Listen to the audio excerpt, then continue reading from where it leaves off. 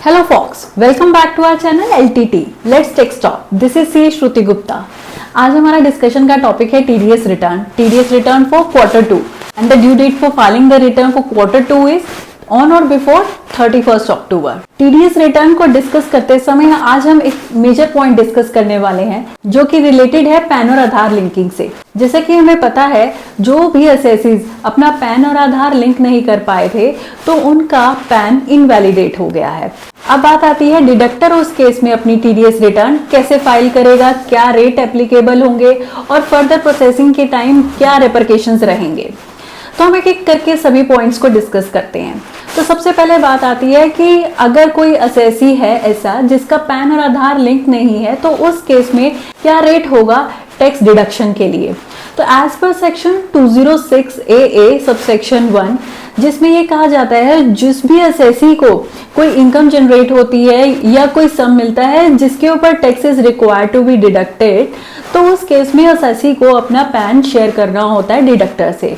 और in case जो assessee है उसके पास कोई पैन नहीं है या पैन एग्जिस्ट नहीं करता है तो उस केस में टीडीएस का rate will be higher of the rate, या तो टीडीएस रेट जो एप्लीकेबल है otherwise 20% of the sum or amount which is credited to the assessee. तो अब इस केस में अगर मैं इन्हीं पॉइंट्स को रिलेट करती हूँ, किसी का पैन और आधार लिंक नहीं है जो कि पैन इनवैलिडेट हो चुका है तो उस केस में डिडक्टर किस रेट से डिडक्ट करेगा टीडीएस। तो साफ बात आती है 206 AA को अगर मैं कंसीडर करती हूँ तो रेट होगा higher of the rate that is 20%। तो इस केस में जो डिडक्टर है उस असेसी का 20% रेट से टैक्स डिडक्ट करेगा, ना कि रेट जो कि एप्लीकेबल रेट है उस रेट से। एक एग्जाम्पल डिस्कस करते हैं। मिस्टर ए है जिसको मिस्टर बी 2 लाख का एक कॉन्ट्रैक्ट देते हैं जिस पर 1% रेट से टीडीएस डिडक्ट होना चाहिए। अब मिस्टर बी जो है अपनी रिटर्न फाइलिंग करते समय देखते हैं कि उस असेसी ने जो पैन शेयर किया है वो पैन और आधार लिंक नहीं है और इनवैलिडेट हो चुका है।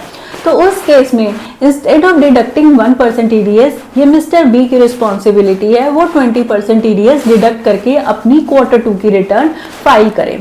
अगर मिस्टर ए का वैलिड पैन होता तो mister B 2 lakh into 1% equal to 2000 rupees deduct करते, मगर क्योंकि पैन और आधार लिंक नहीं है और पैन इनवैलिडेट हो चुका है तो जो मिस्टर ए हैं उनका जो टीडीएस डिडक्ट होगा 2 lakh into 20% equal to 40,000 amount TDS deduct होगा। तो इसी तरह से असेसी को जो डिडक्टर है उसको अपनी क्वार्टर 2 की रिटर्न फाइल करते समय पैन और आधार लिंकिंग के भी पॉइंट को कंसीडर करना होगा और उसी हिसाब से टीडीएस रेट अप्लाई करना होगा। अब बात आती है कि डिडक्टर ने इस पॉइंट को कंसीडर नहीं किया और अपनी रिटर्न फाइल करती है तो उसके रिपरकेशंस क्या होंगे, उसके कॉन्सिक्वेंसेस क्या होंगे। तो उस केस में जब भी रिटर्न प्रोसेस होगी तो डिडक्टर को शॉर्ट डिडक्शन का नोटिस दिया जाएगा and short deduction as per section 206 AA उस नोटिस में शॉर्ट डिडक्शन के अमाउंट के साथ साथ इंटरेस्ट भी लेवे होगा। तो उसी नोटिस से बचने के लिए deductor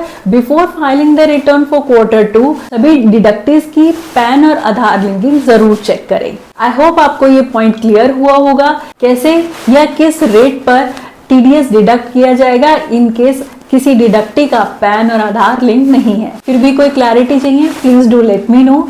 Thank you for listening. Do subscribe to my channel. Stay safe, stay healthy. Bye bye.